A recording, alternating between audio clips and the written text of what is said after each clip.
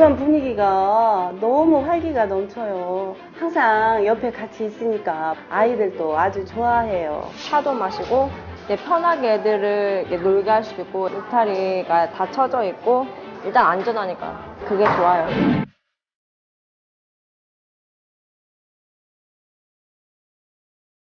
쉽게 데려다가 쉽게 키우다가 에이 귀찮아지니까 버리자 이렇게 생각하시면 절대 안 되는 그런 가족이라고 생각해요. 가족, 동물보다는.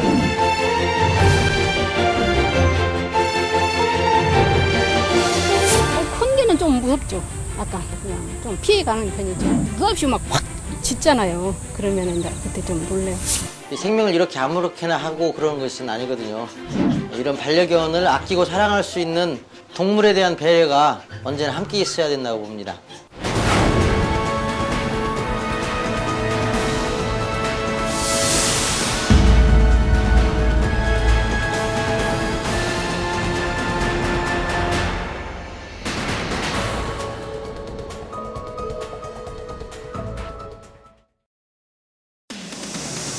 다섯 명 중 한 명은 반려견과 함께 생활한다는 통계가 나올 만큼 애견 인구가 급증하고 있습니다. 그래서 애견 인구 1000만 시대라고 합니다. 현대인들에게 애견은 말 그대로 일상의 반려자입니다. 반려견은 단순한 동물이 아니라 가족 같은 존재입니다. 기쁨을 주기도 하고 때로는 반려견 때문에 눈물을 흘리기도 합니다. 이와 관련된 산업도 번창하고 있습니다. 애견 인구 1000만 시대. 먼저 우리 주위를 둘러보겠습니다.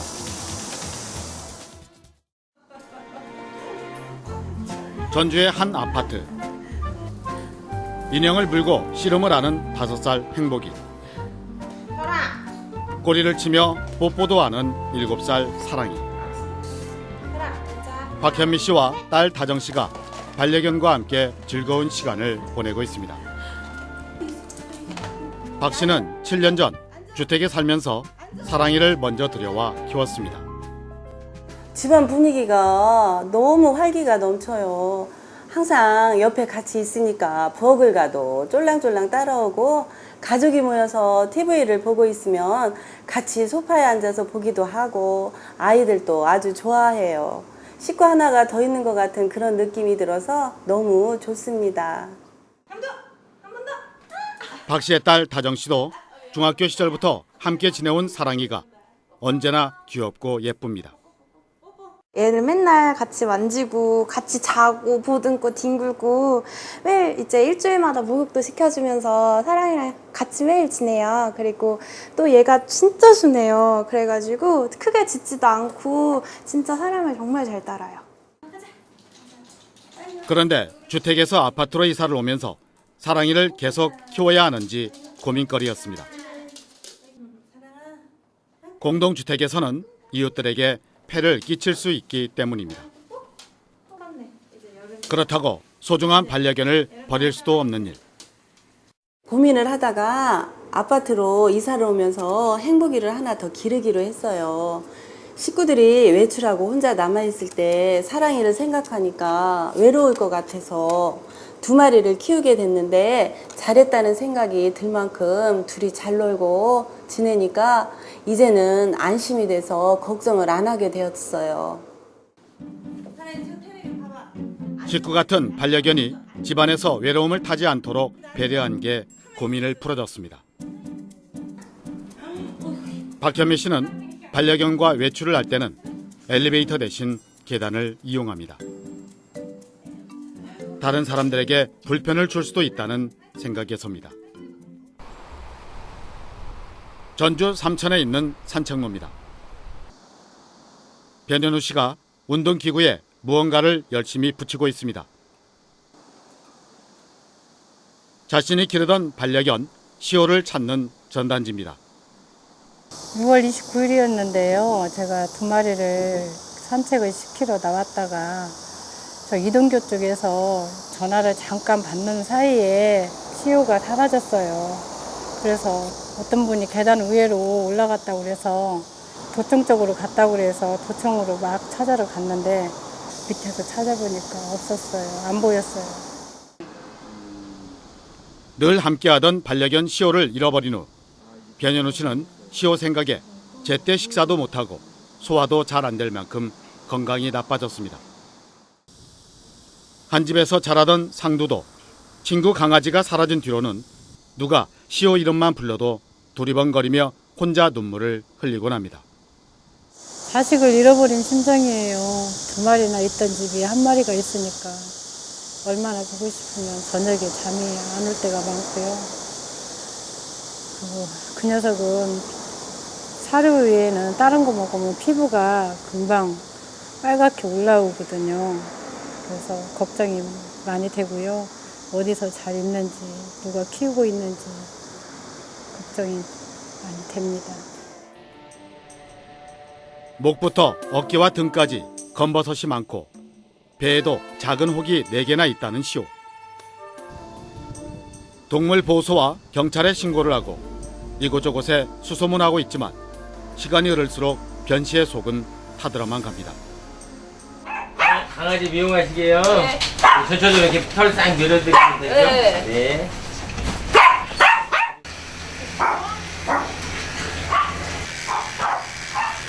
한 애견센터에서 강아지 몸에 길게 자란 털을 깎고 있습니다. 양쪽 귀에 빨갛게 물을 들인 공주는 발가락에 난 털을 깎는데 얌전하게 있습니다. 바로 옆에선 목욕을 마친 예삐 녀석이 물기를 털며 몸을 말립니다. 강아지들의 미용 시간입니다. 몸통을 다 전체 밀어올기도 하고요. 목욕도 시키기도 하고 또 이제 모양을 내서 가위커트 하시는 분도 계시고요. 애견 인구가 급증하면서 이와 관련된 사업 모델도 확장되고 있습니다. 애견 카페도 그중 하나입니다. 아이 품에도 침대 위에도 그리고 테이블까지 강아지들로 넘쳐납니다. 넓은 바닥엔 강아지들이 3, 4, 5 줄을 지어 다닙니다. 걷다가 강아지들이 차일까 조심스럽게 가지합니다. 날씨도 더운데 여기는 시원해가지고 강아지들도 좋고 견주분들도 편하고 차도 마실 수 있고 또 친구들도 많아서 강아지들도 좋아하는 것 같아요. 아이들은 마냥 신이 나서 강아지들에게 물을 먹이느라 시간 가는 줄 모릅니다. 이곳은요, 강아지를 사랑하시는 분들이 같이 모여서 정보도 공유하고 강아지들하고 같이 노는 곳이에요. 그리고 요즘같이 휴가를 많이 떠나시는 분들이 강아지를 혼자 있게 되면 강아지도 스트레스를 받거든요. 그런 아이들을 저희 호텔에다 맡겨서 마음 편하게 여행도 떠나시고 강아지는 강아지들 다른 친구들하고 같이 놀면서 신나게 보낼 수가 있고요. 또 잠깐 이제 어디 외출을 하실 때도 강아지를 잠깐 놀이방에 맡겨두는 그런 곳이에요. 이 녀석은 주인이 휴가를 떠나면서 이 카페에서 운영하는 호텔에 맡겨졌습니다. 강아지 주인은 외출을 하는 동안에도 자신의 스마트폰에 저장된 앱을 통해 침대에 있는 강아지의 모습을 확인할 수 있어 편리합니다. 아우 잘하네 석봉이. 셀프 스튜디오에 앉아 얌전히 포즈를 취한 녀석의 모습을 스마트폰에 담습니다. 물에 흠뻑 젖은 다롱이는 셀프 목욕에 정신이 없고 시원한 바람에 머리를 말리니 기분도 좋아집니다. 아무래도 애들 이제 여기 와서 이제 놀고 집에 가서 이제 하기 힘들잖아요. 얘는 한꺼번에 여기서 다 해결을 하고 가서 쉴 수 있으니까는 그런 면에서 좋죠.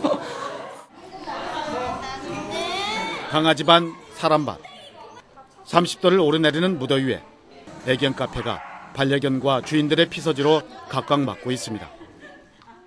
공원 같은 데 가면은 이제 맘대로 애들을 볼 수가 없잖아요. 항상 주시해야 되고 그러잖아요. 근데 카페 같은 데 오면은 차도 마시고 이제 편하게 애들을 놀게 할 수도 있고 애들이 이제 사회성이 길러져서 그것도 많이 좋고요. 일단 안전하니까.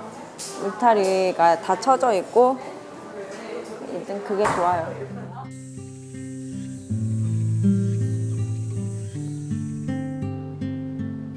13살 초롱이, 18살 복실이, 4개월 된 봉구와 그리고 12살 태양이. 이들은 모두 주인의 품에서 생활하다가 세상을 떠난 반려견들입니다. 유골함 옆엔 평소 좋아하던 음식과 인형, 그리고 함께 찍은 추억의 사진들도 나란히 놓여 있습니다. 자신이 키우던 반려견이 갑자기 죽게 되면 많이들 당황을 하세요. 그래서 어찌할 바를 몰라서 가끔 이제 땅에도 묻고 이러신 분들도 계시는데, 일단 땅에다 묻는 것 자체가 이제 현행법상 불법이고요. 또 그 후각에 예민한 들짐승들에 의해서 사체가 많이 파헤치는 경우도 많이 생겨요. 그렇기 때문에 요즘에는 이렇게 개별 화장을 참관하에 개별 화장을 해서 이렇게 저희 반려견 전용 낙골당에 이렇게 안치를 하는 게 요즘에 이제 좀 많이 늘어나는 추세입니다. 뭔가를 열심히 쓰고 있는 이보라 씨. 13년간을 함께했던 반려견 소니가 암으로 숨을 거두자 마지막 작별 편지를 쓰고 있습니다. 네, 나랑 같이 살면서 이제 고마웠던 거, 그리고 내가 많이 못해줘서 미안했던 거, 그리고 이제 천국 가서도 신나게 뛰어놀고 아프지 말고 잘 지내고 다음에 꼭 다시 만나자는 그런 메시지를 넣었어요. 소니의 사진이 걸려있는 분향소에 이보라 씨가 향을 피웁니다. 이제는 소니와 작별해야 할 시간.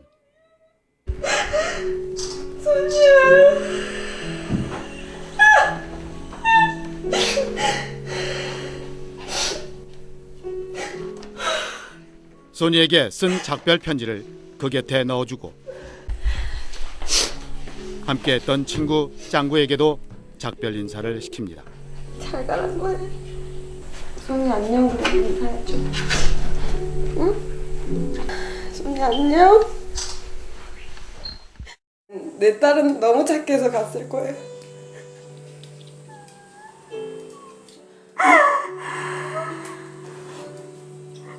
갔을 거예요 분명히. 말썽 한 번 안 부리고 사고 한 번 안 치는 그런 아이. 항상 첫째 때문에 항상 두 번째로 사랑받았던 그런 아이였어요. 항상. 이 씨는 반려견을 떠나보내며 더 존중하고 많이 배려해야 하는 가족 같은 존재였음을 고백합니다. 동물을 동물처럼 이렇게 보지 않고 생명으로 본다면 충분히 그러지 않을 것 같고요. 그냥 무턱대고 쉽게 가까운 데서 구매하거나 얻을 수 있다고 해서 쉽게 데려다가 쉽게 키우다가 에이 귀찮아지니까 버리자 이렇게 생각하시면 절대 안 되는 그런 가족이라고 생각해요. 가족, 동물보다는 가족. 반려견을 위로받고 애를 태우며 눈물을 흘리는 것은 각별히 그것이 생명체이기 때문이기도 할 것입니다. 그런데 이 소중한 생명체가 사람의 이기심에 의해 버려지고 학대받는 일도 늘고 있습니다. 또 반려견을 두고 이웃 간에 한 동네에서 갈등이 빚어지기도 합니다. 전주 시내 한 공원입니다. 여기저기에서 강아지와 함께 산책을 나온 사람들이 눈에 띕니다. 체구가 작은 강아지부터 몸집이 큰 녀석들까지 풀밭 위를 누빕니다.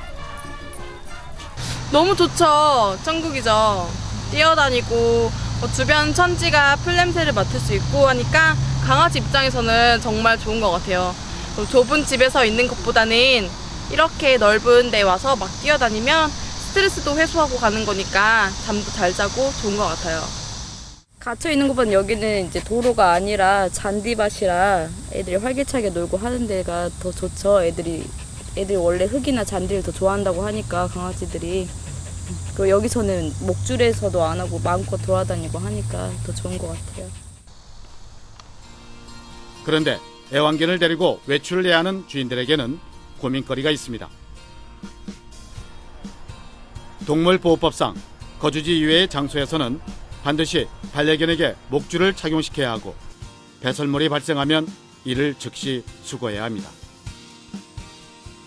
대부분의 반려견 주인들이 이런 규칙을 알고는 있지만 잘 지켜지지 않는 것이 현실입니다. 강아지들 맨날 집에 있으니까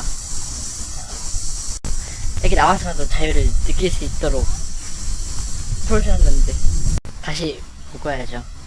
잠깐만 풀어놓고. 실제 공원 바닥을 보니 배설물이 눈에 띕니다. 강아지 주인들이 바닥을 닦아내고 치우기도 하지만 일부 배설물은 그냥 방치되고 있습니다. 좀 더럽죠. 치우고 가야 되는데 잘 치우지도 않고 가는 사람들도 많고. 근데 배변 봉투랑 다 챙겨가서 치워야 되는 거잖아요. 근데 안 그러니까. 편을 보니까 한 번씩 눈에 띄죠. 이렇게 거시기에 있는 거, 땅에 있는 거. 그리고 그 주워 가는 분들도 계신가요? 네, 네. 주워 가는 분도 계시더라고요. 이런 문제로 인근 주민들이 민원을 제기하자 해당 구청에서는 단속을 알리는 안내문까지 걸었습니다. 공원에 반려견을 데리고 산책을 나오는 사람들이 많이 있는데요. 주변에 사시는 분들이 이곳을 들렸다가 민원을 자주 냅니다. 그중에는 목줄을 사용하지 않고 배설물을 많이 발생하는데도 치우지 않고 가는 분들이 있거든요. 그래서 부득이 현수막을 붙여 주의 경고를 해놨고요. 저희 단속을 나가봐도 잘 안 지키는 사람들이 많이 있는 것 같습니다. 그런데 반려견을 기르는 입장에서는 불만입니다. 규제도 좋지만 맘 놓고 강아지들이 뛰어놀 수 있는 공간도 필요하다는 겁니다. 사실 개를 키우는 입장에서 어디에도 편히 데리고 갈 수가 없다는 얘기입니다. 강아지들 목줄을 계속 맬 수는 없고 또 조금 풀어놓는 건데 그렇다면 사람들 집이 넓은 저택이 아닌 이상 강아지들이 뛰어다니는 공간은 어디에도 없는 거죠.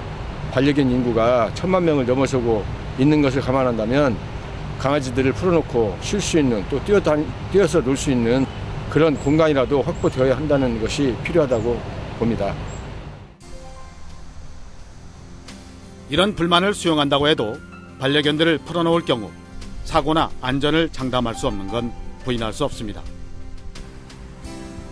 몸집이 큰 맹견이나 비슷한 체구의 애완견이 도로로 뛰어들어 교통사고가 발생할 수도 있고 또 사람을 향해 짖거나 공격해 다칠 수도 있기 때문입니다. 여기 대형견들은 오면 거의 못 풀죠. 소형견들은 이제 와도 걱정을 안 하시는데 대형견들은 좀 무서워하는 것 같아요. 뭐 큰 개는 좀 무섭죠. 약간 좀 피해가는 편이죠. 근데 느없이 막 확 짖잖아요. 그러면 이제 그때 좀 놀래요. 아, 그럴 때는 좀 무서움을 느끼나요? 그러죠, 놀랬죠. 예, 유기동물보호입니다. 예, 강아지가 큰 건가요? 동물병원을 운영하는 김희연 원장이 유기견을 발견했다는 전화를 받고 병원문을 나섭니다.